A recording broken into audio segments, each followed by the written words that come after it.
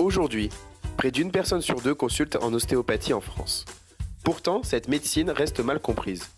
Cette vidéo aura donc pour but de lever certaines interrogations que vous pourriez avoir en tant que patient ou futur patient.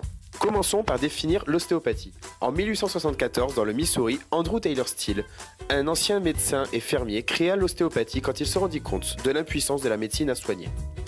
En effet, à l'époque de Still, la médecine était très différente de la médecine actuelle. C'est lorsque ses 3 enfants moururent de méningite qu'Andrew décida de rompre avec la médecine traditionnelle.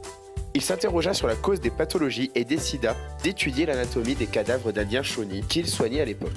C'est là qu'il s'intéressa aux os et aux interactions avec les structures environnantes. Pour lui, la maladie proviendrait d'un mauvais ajustement de la structure, les os, d'où la création du terme ostéo, os, pathie, pathologie.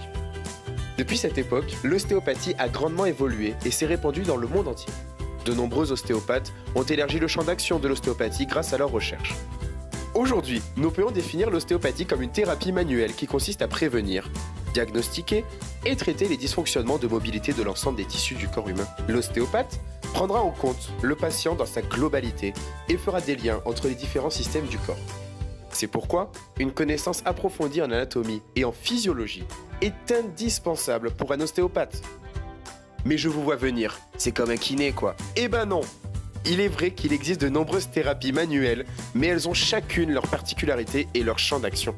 La kinésithérapie agit localement par le biais du système articulaire et muscléo-tendineux afin d'améliorer la qualité de vie du patient.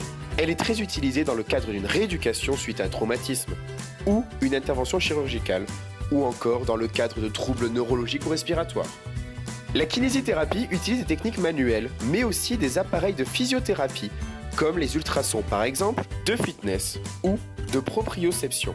Une consultation dure en moyenne 30 minutes. La chiropraxie agit par le biais du système articulaire afin d'avoir une action sur le système nerveux. Une consultation dure en moyenne 30 minutes. L'éthiopathie agit sur la cause du symptôme trouvé par l'interrogatoire du patient. L'éthiopathe effectuera son diagnostic par l'interrogatoire du patient, tandis que l'ostéopathe l'effectuera autant grâce à cet interrogatoire que grâce au test ostéopathique. Une consultation en éthiopathie dure en moyenne 15 minutes. L'ostéopathe agit sur l'ensemble des tissus du corps humain et aura pour but de redonner de la mobilité en agissant sur la cause du symptôme, mais aussi sur les adaptations qu'elle a entraînées. Il a donc une action globale. Il cherche à harmoniser le corps dans son ensemble. Il agit dans un cadre préventif, mais aussi dans le cadre de douleurs installées. Une consultation dure en moyenne 45 minutes. Ces thérapies sont donc complémentaires et visent toutes à rétablir le bon fonctionnement du corps. C'est d'ailleurs en les associant que vous aurez le plus de résultats. Mais revenons-en à notre sujet. Je vous propose de suivre Louisa dans les différentes étapes de sa vie afin de comprendre pour quelles raisons consulter un ostéopathe. Quand j'étais dans le ventre de maman, l'ostéopathe m'a aidé à avoir un maximum de place et à préparer mon entrée dans le monde extérieur. Malgré tout ça, ma naissance a vraiment été difficile. Ma tête n'arrivait pas à passer. La sage-femme a dû utiliser un forceps. Depuis ce jour-là, je pleure beaucoup. Je dors très peu. J'ai des problèmes pour téter et j'ai des reflux. La galère! J'ai vu un ostéopathe dès mes premiers jours pour remédier à mes soucis. Hier, j'ai eu 7 ans.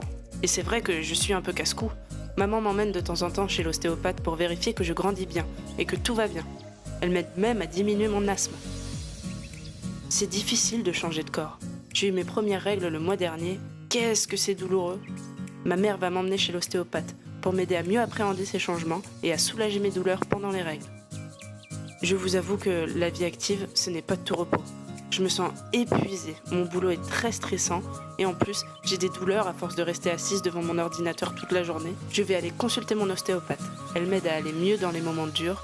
Après la séance, je dors mieux, je me sens beaucoup mieux. Même mes maux de tête disparaissent. Elle m'aide aussi à rectifier ma posture et me donne des conseils pour mieux me positionner au travail. Mon mari et moi essayons d'avoir un bébé depuis quelque temps. Nous avons consulté des spécialistes car les tests étaient toujours négatifs. Il n'y avait rien à signaler. Pourtant, toujours pas de bébé. C'est là qu'une amie m'a dit qu'elle avait eu recours à des séances d'ostéopathie pour remobiliser tout le petit bassin. Je vais peut-être tenter ma chance. Ça y est, c'est à mon tour de devenir maman. Je veux que tout soit parfait pour l'arrivée du bébé. Mon ostéopathe m'aide à me préparer à l'accouchement en s'assurant de la bonne mobilité de mon bassin. Elle m'aide aussi à soulager les douleurs qui sont apparues pendant ma grossesse. Avec la vieillesse, je commence à avoir mal partout. Mon corps s'est enraidi et j'ai des problèmes d'incontinence, si vous voyez ce que je veux dire. Heureusement, mon ostéopathe me soulage et m'aide à retrouver une certaine mobilité. Il m'aide même à diminuer mes soucis urinaires. Et ça, c'est pas rien. Et bien voilà, n'hésitez pas à poser vos questions en commentaire, je me ferai un plaisir d'y répondre.